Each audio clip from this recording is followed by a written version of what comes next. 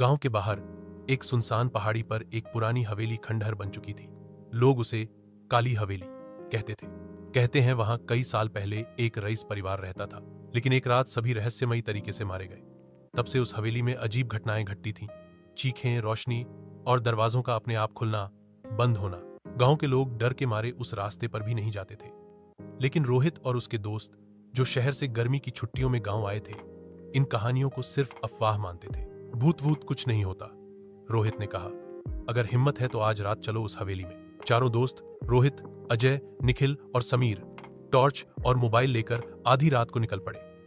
चांदनी रात थी, लेकिन हवेली के पास पहुंचते ही बादल छा गए और हवा सिहरन पैदा कर रही थी। दरवाजा चरमराते हुए खुला। अंदर की दीवारों पर जाले और धूल जमी थी। हर कदम पर फर्श चिटकता था। अचानक ऊपर से एक तस्वीर गिरी, एक महिला की, जिसकी आंखें जैसे उन्हें घूर रही हों। चलो वापस चलते हैं, समीर बोला। लेकिन रोहित जिद पर था।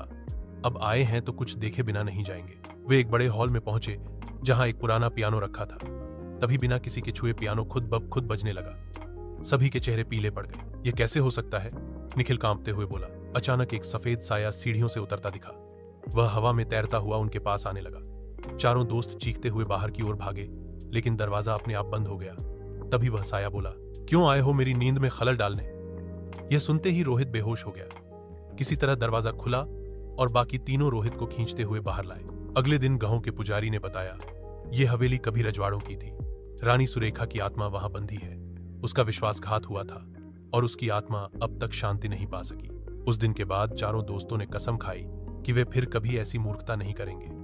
हवेली अब भी वैसी ही खड़ी है, लेकिन कोई उसके पास फटकता भी नहीं। कहते हैं जो भी उसकी नींद में खलल डालता है वो कुछ न कुछ खोकर ही लौटता है। अगर लौटे तो, अगर चाहो तो मैं इस कहानी को सीरीज में आगे बढ़ा सकता हूं, या इसके लिए एक स्क्रिप्ट बना सकता हूं, यूट्यूब के लिए।